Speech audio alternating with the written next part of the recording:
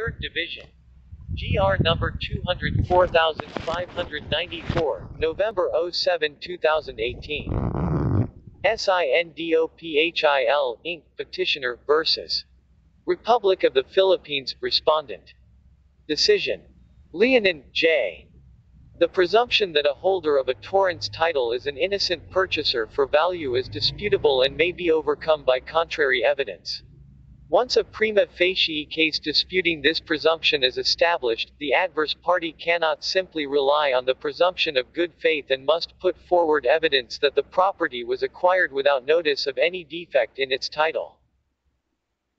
This resolves SINDOPHIL, Inc.'s SINDOPHIL petition for review on certiorari, 1, assailing the June 19, 2012 Resolution, 2, and November 23, 2012 Resolution, 3, of the Court of Appeals in CAGR. CV number 96660. The Court of Appeals deemed as abandoned and, consequently, dismissed SINDOPHIL's joint appeal with a certain Marcelo R. Teodoro, for their failure to file their appellant's brief within the required period. 4. This case involves a 2,791 square meter parcel of land, Tramo property, located on Aurora Boulevard, Tramo, Pasay City, currently in SINDOPHIL's possession.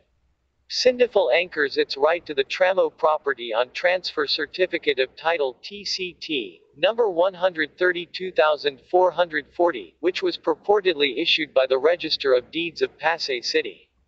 5. On July 27, 1993, the Republic of the Philippines filed a complaint, 6, for revocation, annulment, and cancellation of certificates of title before the Pasay City Regional Trial Court, and implemented SINDOPHIL as one of the defendants.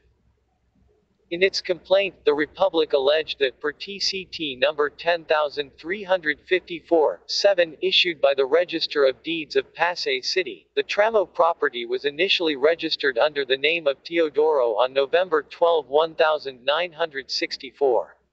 Teodoro then sold it to a certain Reynaldo Puma, causing the cancellation of TCT number 10354 and the issuance of TCT number 128358. 8. Subsequently, Puma sold it to a certain Lords Tai.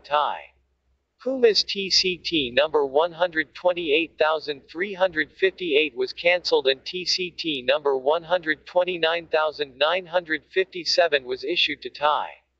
9. Finally, on May 3, 1991, Tai sold the property to SINDOPHIL, causing the cancellation of TCT number 129957 and the issuance of TCT number 132440 to SINDOPHIL on March 24, 1993. 11. Despite the issuance of certificates of title over the Tramo property, the Republic claimed that TCT number 10354 in the name of Teodoro was spurious or of Dufour BT full authenticity. 12. For 1, the registry records of the Register of Deeds of Pasay City showed that it was issued for a parcel of land in the name of a certain Maximo Escobar, not Teodoro.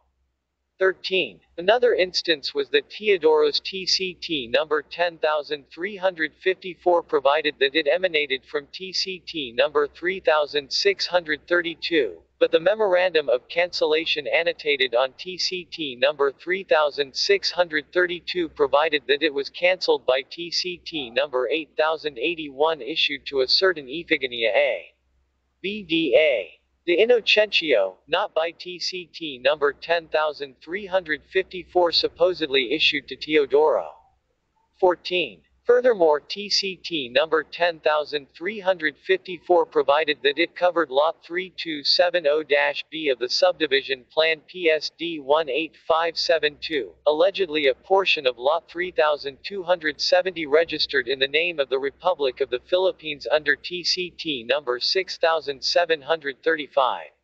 An examination of TCT number 6735, however, revealed that it was never subdivided and that it remained under the name of the Republic. Neither was there a record of subdivision plan PSD 18572 recorded with the Department of Environment and Natural Resources. 15. For these reasons, the Republic argued that TCT number 10354 and all certificates of title that emanated from it, including SINDOPHIL's TCT number 132440, were null and void and should accordingly be cancelled. 16.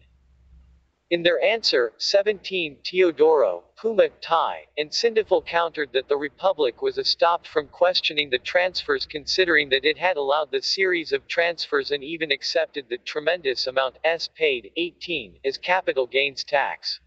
They added that the complaint was filed because of the Register of Deeds personal grudge, 19, against them because they had questioned a consulta issued by the Register of Deeds before the administrator of the Land Registration Authority.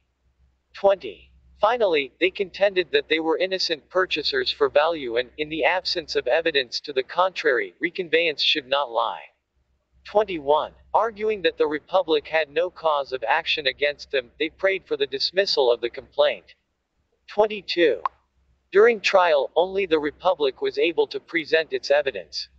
Defendants Teodoro, Puma, Tai, and SINDOPHIL were all deemed to have waived their right to present evidence when they failed to present any evidence or witness despite several settings. The parties were then ordered to file their respective memoranda, but instead of filing a memorandum, SINDOPHIL filed a motion to reopen case, 23, praying that it be allowed to present evidence that it was a buyer in good faith. As to why it failed to present evidence during trial, SINDOPHIL explained that its witness, SINDOPHIL President Victoria Y. Chalid, suffered a stroke which prevented her from testifying during trial. 24. Lastly, it pointed out that the regional trial court granted the Republic a total of 110 days to file a formal offer of evidence. Thus, SINDOPHIL prayed that it be given equal opportunity to present its defense since the regional trial court had been very lenient to the Republic's counsel, the Office of the Solicitor General. 25. The regional trial court, however, went on to decide the case without acting on SINDOPHIL's motion to reopen case. In its November 13, 2009 decision, 26, it ruled in favor of the Republic and voided the certificates of title issued to defendants Teodoro, Puma, Tai, and SINDOPHIL. It found that the Tramo property claimed by Teodoro under TCT number 10354 was derived from TCT number 6735 registered in the name of the Republic. 27. However, no annotation of the supposed transfer to Teodoro was annotated on TCT number 6735. 28. On the claim of defendants that they were innocent purchasers for value, the regional trial court said that this defense was just a mere assertion and was never supported by any documents. 29. It stated that defendants failed to discharge the burden of proving that they were purchasers in good faith and for value, thus rejecting their argument. 30. The dispositive portion of the Regional Trial Court November 13, 2009 decision read: Wherefore, in view of the foregoing, TCT number 10354 in the name of Marcelo R. Teodoro and all subsequent titles derived therein, TCT Nos. 128,358, 129,957 and 132,440, in the names of Reynaldo Puma, Lords Tai and SINDOPHIL, Inc., respectively, are hereby declared null and void. The Re-Gi. Stir of Deeds is hereby ordered to effect the cancellation of the same. Likewise, defendants are hereby directed to refrain from exercising or representing acts of ownership and/or possession over the land covered by the titles declared null and void. So ordered. 31. Emphasis in the original. SINDOPHIL, together with Teodoro, appealed before the Court of Appeals. 32. However, for failure to file their appellant's brief within the required period, the Court of Appeals deemed the appeal abandoned and consequently dismissed it. The Court of Appeals June 19, 2012 Resolution 33 stated: In view of the failure of the defendants' appellants to file their appellant's brief within the period allowed to them, we hereby consider their appeal as abandoned and, consequently, dismissed pursuant to Section 1E of Rules So of the 1997 Rules of Civil Procedure. It is so ordered. 34. Emphasis in the original. SINDOPHIL filed a motion for reconsideration 35, with its appellant's brief 36 annexed to it. It explained that it failed to file its appeal brief on time because its counsel, Adi Rovnal O. Obligar, transferred his law office from Pasig City to Las Piñas City and, in the process, his house helpers probably lost or inadvertently disposed of the resolution directing the filing of appeal brief. 37. In its November 23, 2012 Resolution 38, the Court of Appeals denied SINDOPHIL's motion for reconsideration, thus. This has reference to the motion filed by the defendant appellant SINDOPHIL, Inc. through its counsel, for reconsideration of the resolution promulgated in this case on June 19, 2012. We find no cogent reason to warrant a reconsideration of the aforementioned resolution. The petitioner, through its counsel, admitted in its motion that it committed lapses. It has to suffer the consequence of such lapses. Procedural rules have their own wholesome rationale in the orderly administration of justice. Justice is to be administered according to the rules in order to obviate arbitrariness, caprice or whimsicality. Vasco vs. Court of Appeals, Gr. No. L46763, February 28, 1978, 81 SCRA 763, 766. Thus, procedural rules are not to be belittled or dismissed simply because their non-observance may have resulted in prejudice to a party's substantive rights. Like all rules, they are required to be followed except only when, for the most persuasive of reasons, they may be relaxed to relieve a litigant of an injustice not commensurate with the degree of his thoughtlessness in not complying with the procedure prescribed. While it is true that litigation is not a game of technicalities, this does not mean that the rules of court may be ignored at will and at random to the prejudice of the orderly presentation and assessment of the issues and their just resolution. As held by the Supreme Court in Garbo vs. Court of Appeals, Gr. No. 107698, July 5, 1996, 258 SCRA 159. Procedural rules are tools designed to facilitate the adjudication of cases. Courts and litigants alike are thus enjoined to abide strictly by the rules. And while the court, in some instances, allows a relaxation in the application of the rules, this, we stress, was never intended to forge a bastion of erring litigants to violate the rules with impunity. The liberality in the interpretation and application of the rules applies only in proper cases and under justifiable causes and circumstances. While it is true that litigation is not a game of technicalities, it is equally true that every case must be prosecuted in accordance with the prescribed procedure to ensure an orderly and speedy administration of justice. Procedural rules, therefore, are not to be disdained as mere technicalities that may be ignored at will to suit the convenience of a party. Santos vs. Court of Appeals, Gr. No. 92862, July 4, 1991, 198 SCRA 806. We find the instant case to be not an exception to the aforementioned rule. Wherefore, in view of the foregoing premises, we hereby deny the motion for reconsideration filed in this case by the defendant appellant SINDOPHIL, Inc. So ordered. 39. On January 18, 2013, SINDOPHIL filed its petition for review on certiorari 40 before this court. After 4 motions, 41, for extension, the Republic filed its comment, 42, on July 15, 2013.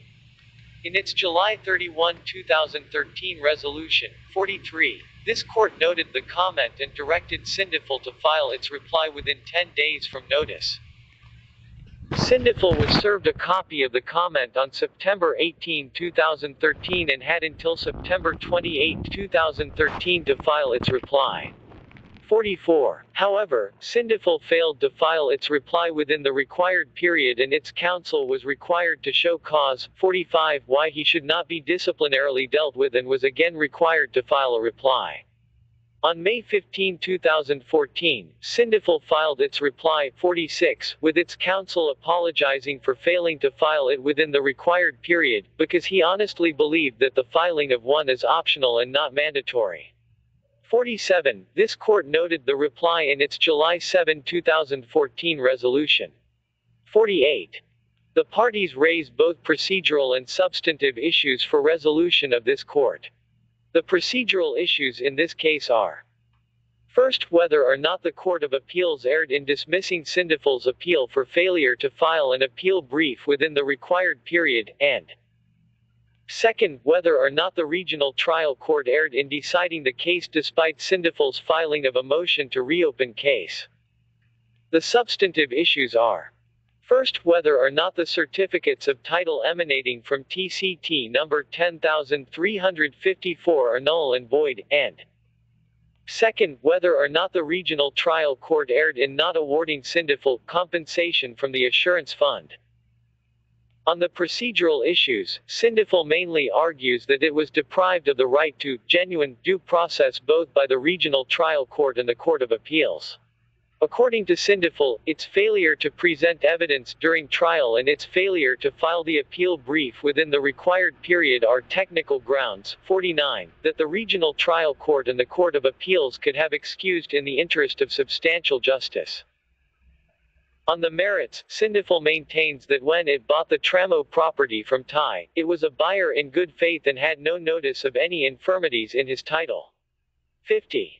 Considering that under the Torrens system, a purchaser is not bound by the original certificate of title but only by the certificate of title of the person from whom he purchased the property. 51. The regional trial court erred in voiding its title to the Tramo property because of the supposed anomalies surrounding the issuance of TCT number 10354 to Teodoro. Assuming that its title is indeed void, SINDOPHIL nevertheless argues that it should have been awarded compensation from the Assurance Fund per Section 95(52) of the Property Registration Decree, as amended. 53. As for respondent, it argues that there was no deprivation of due process because SINDOPHIL was given more than enough opportunity to present its case but repeatedly and unjustifiably failed to do so. Its reasons for failing to file the appeal brief: the resolution directing the filing of the brief was lost either because of its counsel's transfer of office from Pasig City to Las Piñas City or because it might have been disposed by the counsel's house helpers or inexcusable and are all due to the negligence of its counsel. With appeal being a mere statutory privilege, respondent argues that the Court of Appeals did not err in dismissing SINDOPHIL's appeal for failure to comply with the rules of court. 54. Furthermore, respondent maintains that the issue of whether a buyer is in good faith is a question of fact. The issue of whether SINDOPHIL is entitled to compensation from the assurance fund is likewise a question of fact, as entitlement to compensation presupposes that the claimant is a buyer in good faith. These issues being questions of fact, respondent argues that this court may not resolve them because only questions of law may be brought before this court on a petition for review on certiorari under Rule 45 of the Rules of Court. 55. In any case, even if the case is resolved on the merits, respondent avers that SINDOPHIL still had the burden of proving that it was a buyer in good faith, an assertion that SINDOPHIL miserably failed to establish. According to respondent, it was error for SINDOPHIL to rely solely on the presumption of good faith without proving its case. 56. This petition must be denied. I. Rule 50, Section 1E, of the Rules of Court is the basis for dismissing an appeal for failure to file the appellant's brief within the required period. Rule 50. Dismissal of appeal. Section 1. Grounds for dismissal of appeal. An appeal may be dismissed by the Court of Appeals, on its own motion or on that of the appellee, on the following grounds. E. Failure of the appellant to serve and file the required number of copies of his brief or memorandum within the time provided by these rules. With the use of the permissive may, it has been held that the dismissal is directory, not mandatory, with the discretion to be exercised soundly and, in accordance with the tenets of justice and fair play. 57, and, having in mind the circumstances obtaining in each case. 58, in Begornia v. Court of Appeals, 59. Technically, the Court of Appeals may dismiss an appeal for failure of the appellant to file the appellant's brief on time. But the dismissal is directory, not mandatory. Hence, the court has discretion to dismiss or not to dismiss the appeal. It is a power conferred on the court, not a duty.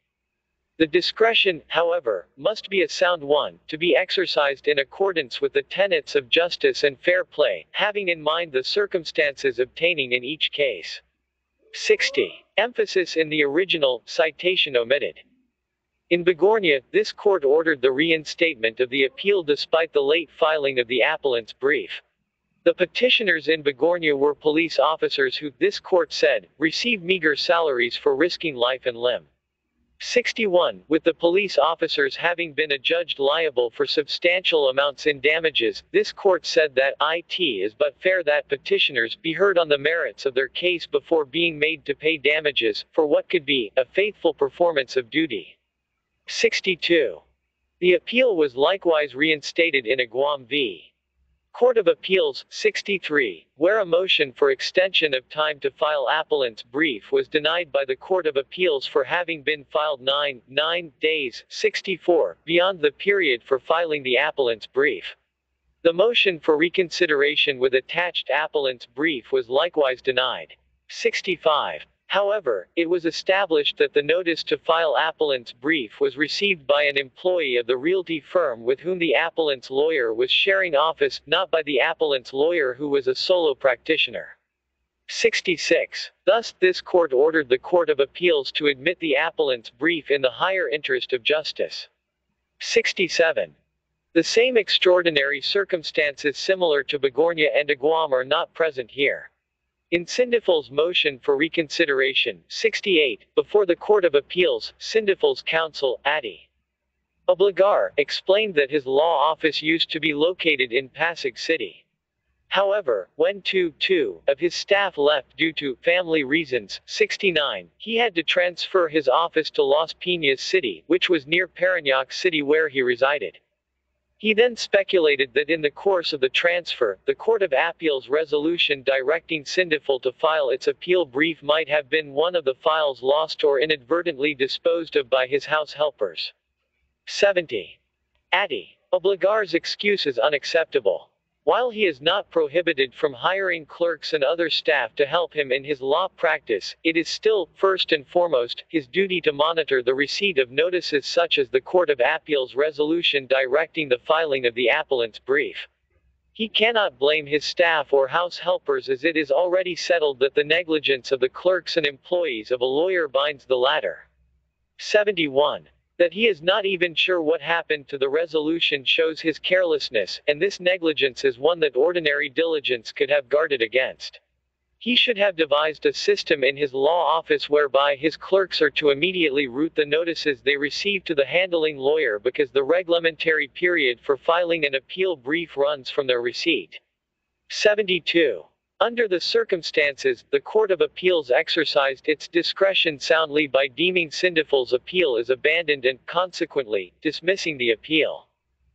2. Neither did the Regional Trial Committee err in deciding the case despite SINDOPHIL's filing of a motion to reopen case.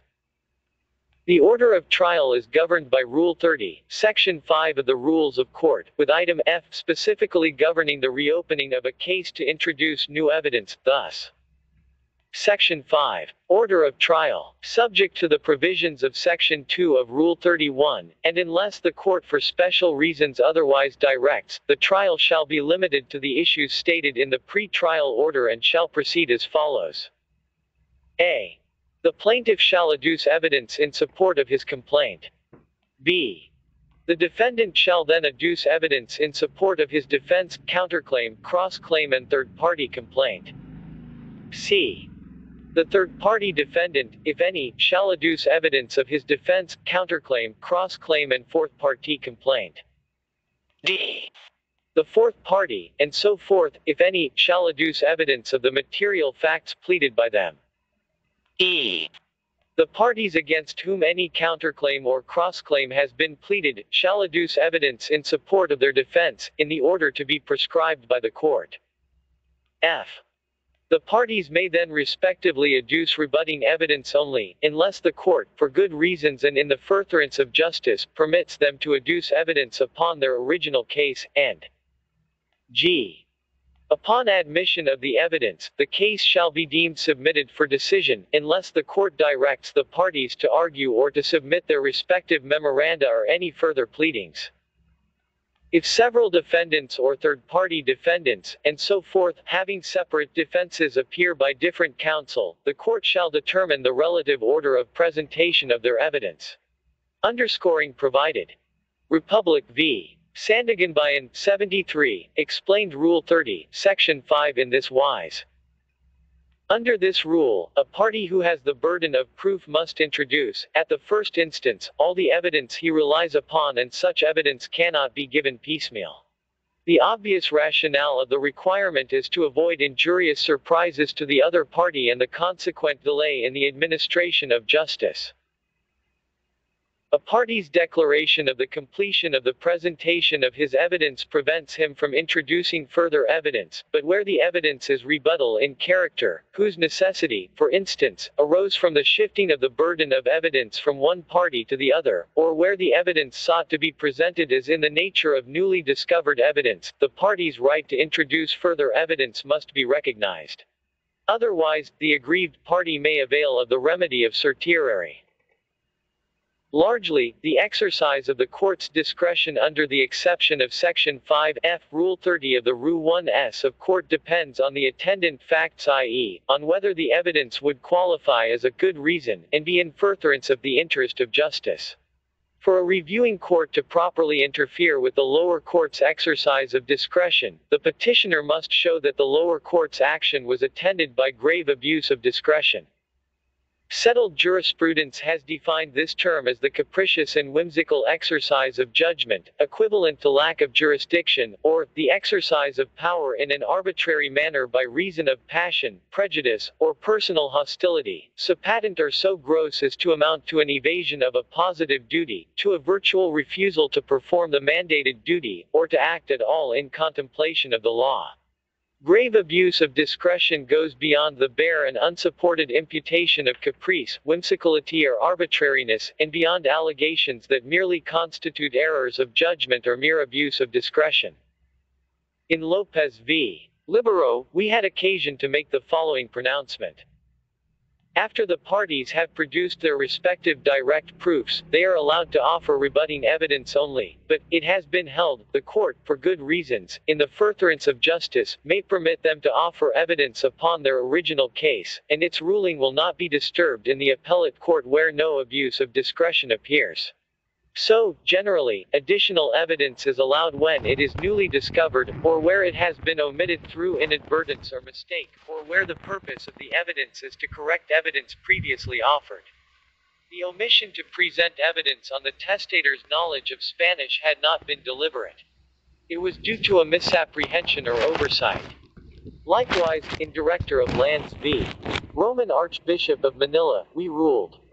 The strict rule is that the plaintiff must try his case out when he commences. Nevertheless, a relaxation of the rule is permitted in the sound discretion of the court.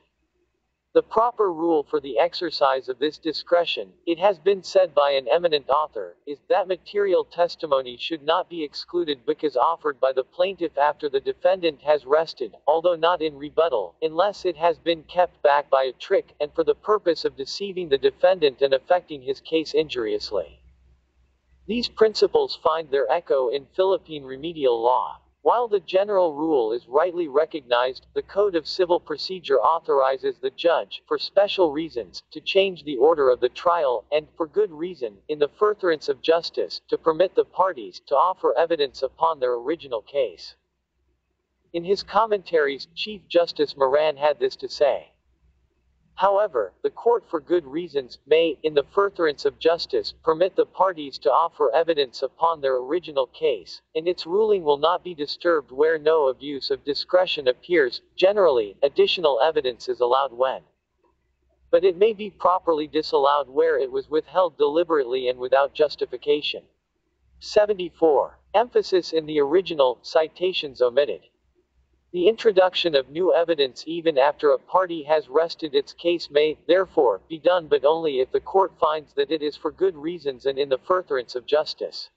The admission is discretionary on the part of the court and, as explained in Republic, may only be set aside if the admission was done with grave abuse of discretion or he capricious and whimsical exercise of judgment, equivalent to lack of jurisdiction, or the exercise of power in an arbitrary manner by reason of passion, prejudice, or personal hostility, so patent or so gross as to amount to an evasion of a positive duty, to a virtual refusal to perform the mandated duty, or to act at all in contemplation of the law. 75. Citation omitted. To recall, SINDOPHIL filed an urgent motion to reset hearing with notice of change of address 1 day before its scheduled initial presentation of evidence. On motion by the Solicitor General, representing the Republic, the Regional Trial Court denied the motion to reset hearing for having been filed on short notice and deemed as waived SINDOPHIL's right to present evidence. The parties were then ordered to file their respective memoranda 30 days from notice, after which the case would be deemed submitted for decision. 76. Thereafter, SINDOPHIL filed a motion for extension, praying for an additional 15 days or until February 26, 2009, to file its memorandum. 77. The Regional Trial Court granted the motion in its February 24, 2009 order. 78. However, despite the grant of extension, SINDOPHIL did not file the required memorandum. Instead, it filed the motion to reopen case, 79, more than a month later or on March 31, 2009. In its motion to reopen case, SINDOPHIL alleged that its witness, SINDOPHIL President Chalid, had previously suffered a stroke that rendered her indisposed to take the stand. 80. The stroke suffered by SINDOPHIL's president was not a good reason to reopen the case. In its pre-trial brief, SINDOPHIL indicated the Register of Deeds of Pasay City as its other witness. 81. It could have very well presented the Register of Deeds first while Chalid recovered from her stroke. Why it did not do so is only known to SINDOPHIL. Furthermore, while illness is a valid ground for postponing a hearing, 82, it does not appear that SINDOPHIL raised Chalid's stroke as a ground to postpone its initial presentation of defense evidence. The illness was only alleged in the motion to reopen case filed on March 31, 2009, more than 3 months after the scheduled presentation of evidence on December 10, 2008. The excuse, therefore, appears to be an afterthought.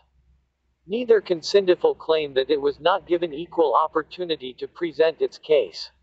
Adi Obligar, counsel for SINDOPHIL, admitted that he never objected to the motions for extension to file formal offer of evidence filed by the Republic.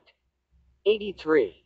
Even if this court believes that he did not object to the extensions, as a gesture of consideration bearing in mind the workload and bulk of cases being attended to by the Office of the Solicitor General, 84, he was still not entitled to expect that the Office of the Solicitor General would grant him the same leniency by not objecting to the motion to reset the initial presentation of defense evidence. Litigation is primarily an adversarial proceeding. Counsels are to take every opportunity, so long as it is within the bounds of the law, to advocate their clients' causes. Furthermore, contrary to SINDOPHIL's claim, the Regional Trial Court entertained the motion to reopen case that it even set the motion for clarificatory hearing and oral argument. 85. However, Adi Obligar again absented himself during the scheduled hearing. Given the foregoing, the Regional Trial Court did not gravely abuse its discretion in deciding the case despite the filing of the motion to reopen case. 3. SINDOPHIL insists that it bought the Tramo property from Thai in good faith and that it was an innocent purchaser for value. However, the presumption of good faith and that a holder of a title is an innocent purchaser for value may be overcome by contrary evidence. Here, the Republic presented evidence that TCT number 10,354, from which SINDOPHIL's TCT number 132,440 was derived, was void, as found by the Regional Trial Court.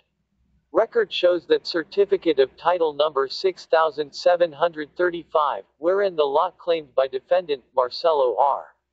Teodoro, Lot 3270-B, is derived therefrom, is under the name of the Republic of the Philippines, dated October 17, 1913. Nothing in the subsequent annotations was under the name of any of the defendants and neither the subject TCT number 10354. 86. With the Republic having put forward evidence that the Tramo property claimed by SINDOPHIL belongs to the Republic, the burden of evidence shifted to SINDOPHIL to prove that its title to it was valid.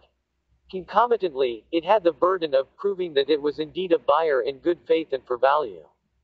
As this court said in Baltazar v. Court of Appeals, 87, the burden of proving the status of a purchaser in good faith and for value lies upon him who asserts that status, 88, and in discharging that burden, it is not enough to invoke the ordinary presumption of good faith, i.e., that everyone is presumed to act in good faith. The good faith that is essential here is integral with the very status which must be proved. 89. Unfortunately for SINDOPHIL, it utterly failed to discharge the burden of evidence because its counsel failed to attend the scheduled initial presentation of evidence. Further, looking at the records, the defects in SINDOPHIL's title could be inferred from the annotations in TCT number 129957, the certificate of title held by SINDOPHIL's immediate predecessor, TI. A certain Antonio C. Mercado had filed an adverse claim against TI because the Tramo property had been previously sold to him by Puma, TI's predecessor.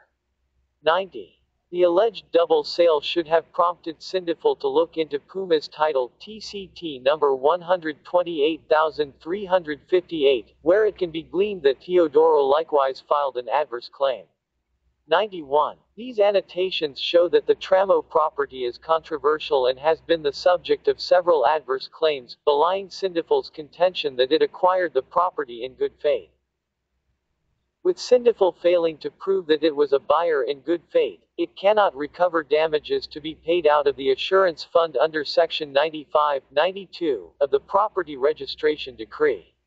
In La Urbana v. Bernardo, 93, this court held that it is a condition sine qua non that the person who brings an action for damages against the assurance fund be the registered owner, and, as to holders of transfer certificates of title, that they be innocent purchasers in good faith and for value. 94. Wherefore, the petition for review on certiorari is denied. The June 19, 2012 resolution and November 23, 2012 resolution of the Court of Appeals in CAGR.